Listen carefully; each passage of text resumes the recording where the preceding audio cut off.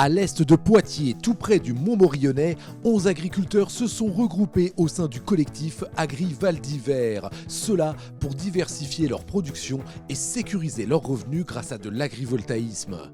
Salut Simon. Bonjour Jean-Paul. Alors on est sur le terrain ici de votre projet puisque c'est un collectif. Oui, donc on est sur un projet agri-photovoltaïque où on est donc 11 agriculteurs. Donc on est sur la commune de Valdivienne. Donc on a un projet avec 3 ateliers.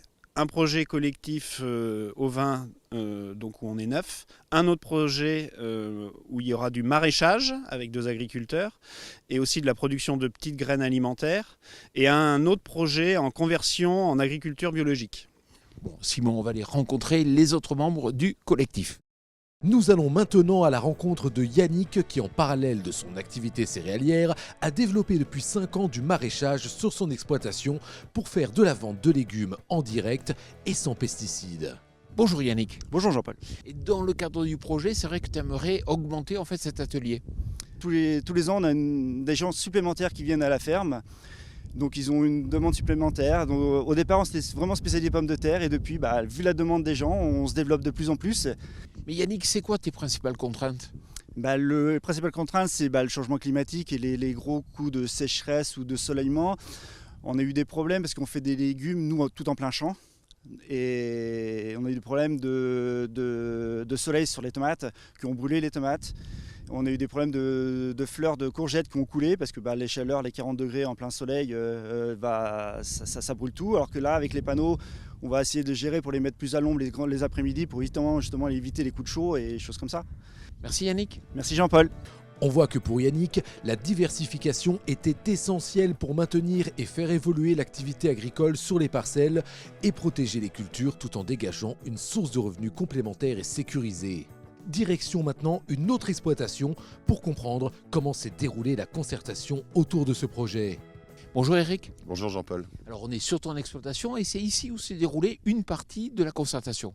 Oui, alors tout à fait, on a reçu les habitants de la commune et puis aussi les chasseurs pour discuter du projet agrivoltaïque. Alors comment ça s'est concrétisé justement cette concertation ? Eh bien, on a changé plusieurs paramètres du projet, en tout cas sur l'îlot que j'ai. On a mis des couloirs pour la chasse et puis dans le même temps, on a aussi créé un chemin pour les randonneurs avec une haie champêtre. Est-ce que tu peux me parler un peu de ton exploitation, tes cultures ? Alors c'est une exploitation classique pour le secteur, céréalière en sec, avec des oléagineux et des protéagineux. Et tu es en bio ? Alors non, je ne suis pas en bio, mais sur les parcelles du projet, je vais passer en bio. Parce que sur la zone, on a un périmètre de captage éloigné, donc je trouve que ça a du sens de passer un peu en bio aussi. Merci Eric. Merci Jean-Paul. Un autre agriculteur a pris part à ce projet avec l'intention d'installer rien de moins qu'une bergerie.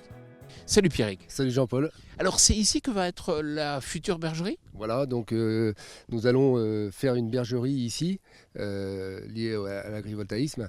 À l'idée au départ, c'était pas ici, c'était sur un autre site qui se prêtait bien.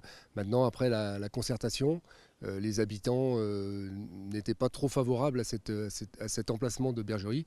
Donc on a décidé de la déplacer ici, dans un lieu un petit peu éloigné des habitations pour ne pas poser de problème de mouches, d'odeur, etc. Alors toi, le mouton, tu connais ? Donc moi, le mouton, je connais. Je me suis installé dans les années 2000. Il y avait du mouton sur mon exploitation. Les cours étaient très mauvais et très vite, j'ai décidé d'arrêter pour me relancer sur une autre activité. Mais malgré tout, on est dans une zone d'élevage et le mouton a tout un sens agroécologique sur nos exploitations.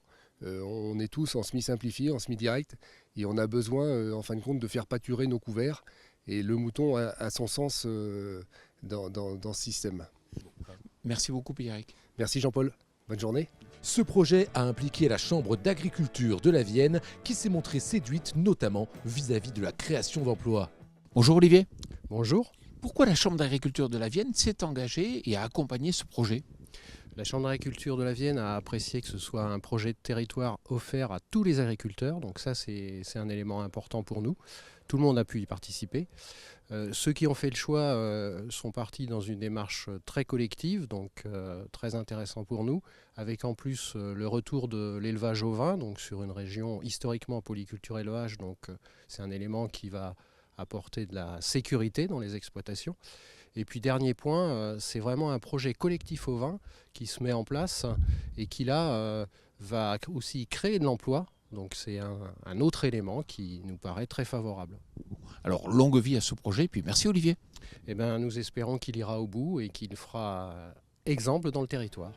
Pour Simon, le succès de ce projet tient aussi en son action respectueuse de l'environnement et du territoire. Simon, pour finir, quels sont les enseignements d'un tel projet ? Eh ben, nous sommes agriculteurs sur un territoire, on y vit, on y travaille. À l'issue donc de la concertation qu'on a faite, on a réussi à prendre en compte l'ensemble des enjeux, à les comprendre, et notamment donc sur l'environnement, ça nous a permis une zone d'évitement de 35 hectares de zone humide. Et à l'issue de ce projet, on va également replanter 3,5 km de haies. Merci Simon. Merci Jean-Paul.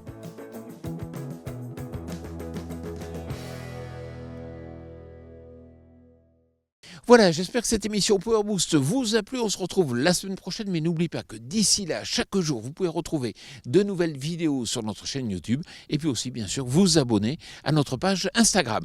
Je vous souhaite une excellente semaine.